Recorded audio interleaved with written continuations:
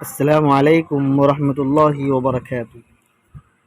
فضیلت یوم عرفہ یعنی 9 ذی الحجہ کی فضیلت عرفے کے دن کی۔ جس نے عرفے کا روزہ رکھا اس کے پے در پہ 2 سال یعنی 1 سال گزشتہ اور 1 سال آئندہ کی گناہ صغیرہ بخش دیے جاتے ہیں۔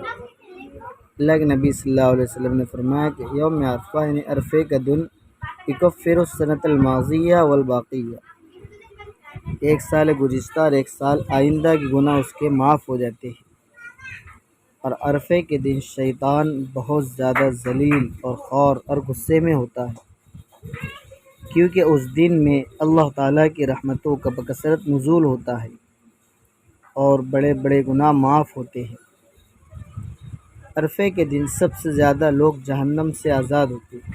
حضرت عائشہ رضی اللہ عنہ فرماتی ہے کہ عرفے کے دن سب سے زیادہ لوگ جہنم سے آزاد ہوتے ہیں۔ یوم عرفہ کی افضل دعا، اور وہ دعا جو آپ صلی اللہ علیہ وسلم اور پہلے انبیاء علیہ السلام نے ارشاد فرمائی، لا الہ الا اللہ وحدہ لا شریک لہ لہ الملک ولہ الحمد یحیی ویمیت بیدہ الخیر وہو علی کل شیء قدیر۔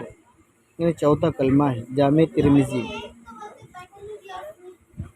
عرفے کے دن کا روزہ، صوم یوم عرفہ۔ یوم عرفہ یعنی 9 ذی الحجہ کا روزہ غیر حاجی کے لیے مستحب ہے، یعنی جو حج کو نہیں جاتا۔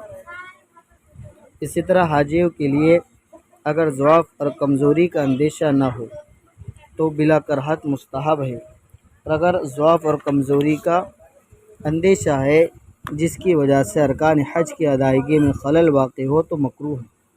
اس لیے حجاج کرام کے لیے بہتر یہی ہے کہ وہ عرفے کا روزہ نہ رکھے تاکہ وقوف عرفہ میں سستی نہ ہو۔ اور 10 ذی الحجہ سے 13 ذی الحجہ تک 4 دن کا روزہ یہ حرام ہے، کیونکہ اللہ کی طرف سے مہمان نوازی ہے۔